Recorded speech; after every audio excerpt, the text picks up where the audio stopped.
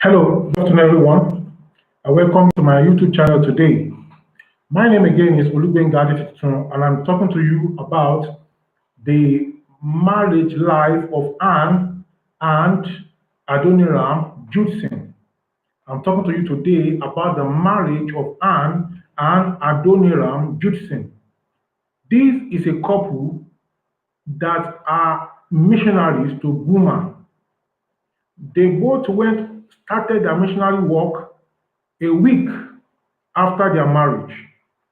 This couple, Anne and Adoniram Judson, started their missionary work a week, just 1 week after they wedded. In fact, they went to the mission field to do their honeymoon because they set out on mission journey just 1 week after their wedding. Anne and Adoniram Judson want to learn from their marriage. Most marriages that we see, we think that they are without flaws. Every marriage has its plus and minuses. So we are looking and learning from the married life of Anne and Adoniram Judson. Adoniram is a man, Anne is a woman, Judson is a surname. Both were strong-minded. Both of them were strong-minded, and they were independent people.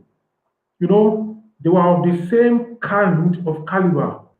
Anne was strong-minded.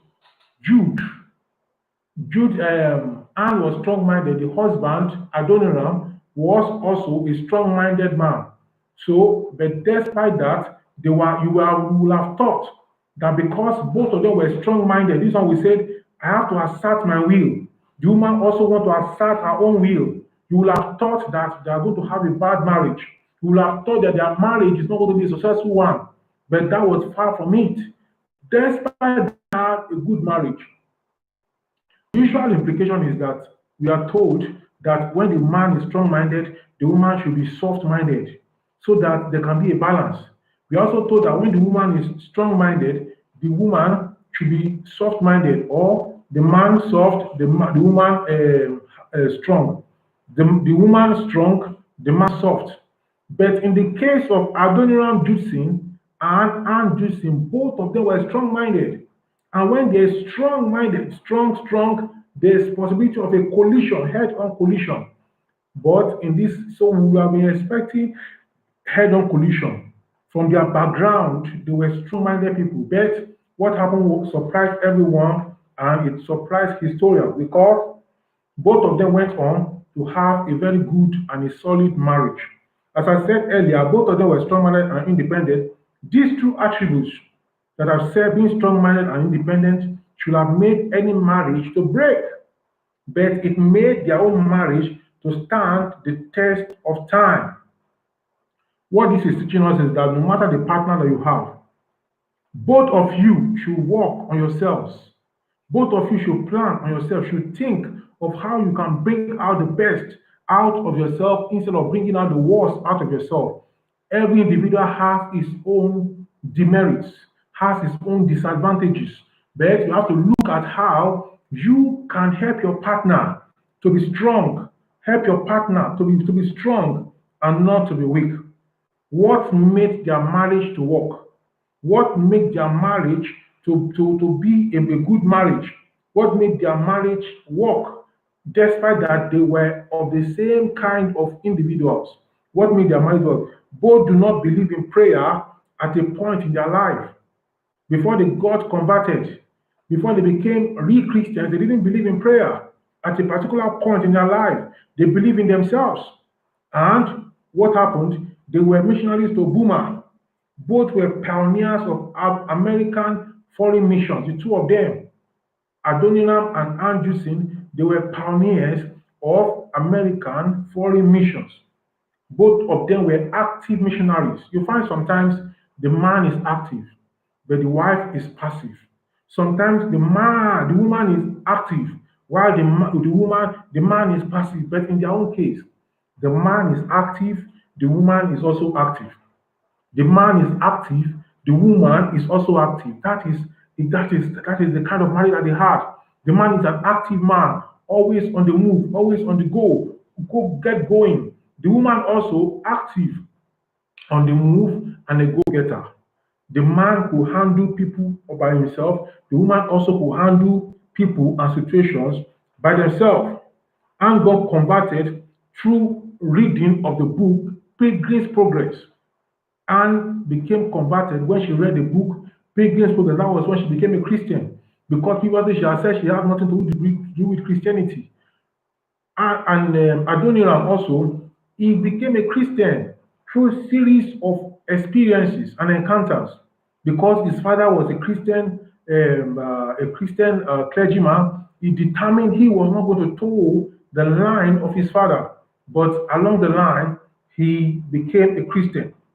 When they were about to get married and Adoniram was making moves, the sisters of Anne is the last born in her family, her sisters told her not to get married to Adoniram. They dissuaded her from marrying Adoniram. But she did not go ahead to accept what they were saying or telling her about Adoniram. She went ahead and got married to Adoniram. She got married to him despite what her sisters were saying. Both were congregational in their belief and they hold baptism by sprinkling tops. Both of them were Christians and they were congregational. Congregational Christians is a particular section of Christianity that believe in baptism, water baptism by sprinkling. So we put the water in a bowl and then we take it and we sprinkle it on somebody and they said is baptized. So they take the water in the bowl and sprinkle it in the name of Father, Son, and Holy Ghost is baptized. But as they went out on missionary journey, and began to study about baptism because he have had other people teaching on baptism. So he began to study. He began to study about baptism. That is it truly by immersion or it is just by sprinkling, which he believes in. And in the course of his founding, he found out that the water baptism, he devoted time to study baptism itself, what baptism means. He devoted about 3 weeks to do that. And it came out with the finding that water baptism should be by immersion. You immerse somebody in the water and you baptize the individual when you bring him out by immersion. You know what we call the boiling ring in our homes, though we don't use it more commonly now because we have the water kettle and we have other water heating capabilities. But those days we use the boiling ring, and in some places you still have them today. You have to dip the boiling ring into the water before you can boil the water. You cannot put the boiling ring outside of the water and you ask it to boil it. So it's by you immerse. In fact, they call it immersion boiling ring, or thereabout. So water baptism, Adoniram found out, was supposed to be by immersion. And then he tried to sell the idea to his wife. His wife was not pleased because the congregational aspect of Christianity were the people that sent them on missionary journey to Burma that sponsor them. If they believe in baptism by immersion, they have to leave the congregation. It's like breaking the bond that tied them. But Adoniram was not happy, saying that how can he be preaching error to people? How can he be telling error to people? So he went ahead and after he prayed and other things, his wife also agreed with him. It took time, but she agreed with him, and then she also became a Baptist. And that was how they became Baptist missionaries. They became Baptist missionaries and they went on. They had options to return to America or go on to Burma. They decided to stay with the Burma together, decided together to stay in Burma on the missionary. They were in Burma for about 9 years. 5 years, they did not get a single soul. After about 9 or 10 years, they were able to get 18 people in their church converted. And so many other things happened along. At a point, Adoniram traveled and his ship was said to be missing on the sea. Adoniram traveled at a point and the ship in which he traveled was said to be missing on the sea. What did his wife do? There was no communication, there was nothing, and the ship was said to be missing. For months, she was alone in Burma, learning the language of Burma, we decided to learn together because they were Americans. They had to learn the local language, dress the local way to be able to get the Burma people to themselves and to Christ. What did they do? What did the wife do? She had the temptation or the urge to join some other people, missionaries They just came around. Since her husband was not around, she would have joined them, but she didn't join them. At another point, she wanted to rise up and go travel to America to look for the husband. Then she thought, what about if the husband arrived and did not meet her? He also be bothered. So she stayed put in Buma, and her husband came around, and they were together again. Now, she was supportive of her husband's ministry. This woman, Judson, was very supportive of her husband's ministry. She was supportive. But people thought their marriage is not going to be a tough one. But the marriage was never a tough one. The marriage of Adoniram and Judson was never a tough one. Even though the man was strong minded, the woman was strong minded, the man was independent, the woman was independent. Despite that, their marriage was not a bad marriage.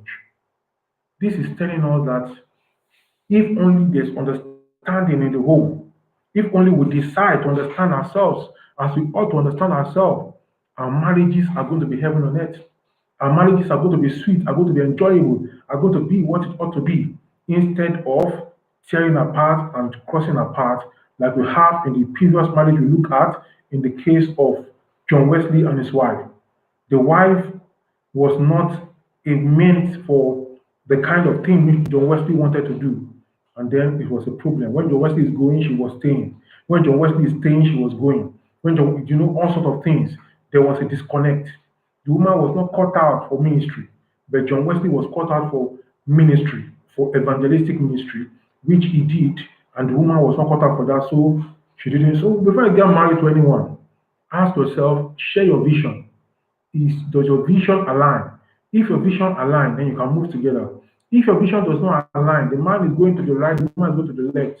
There's going to be one person is going to suffer a lot in that marriage, and that person is not going to be you, and it's not going to be your partner. It's not going to be me. It's not going to be my partner, because we are going to agree together. So I'm going to talk to you again next Sunday on this marriage series. If you have questions, send your question to me by WhatsApp at 080 If you want to send email to me at neugbenga, or drop your message or your question in the comment section below. If you want me to look at marriage or certain people to share it, let me know. I'm going to do that. Our time is 2 p.m. every Sunday. I'm going to meet you next Sunday. Have a great week. Bye for now.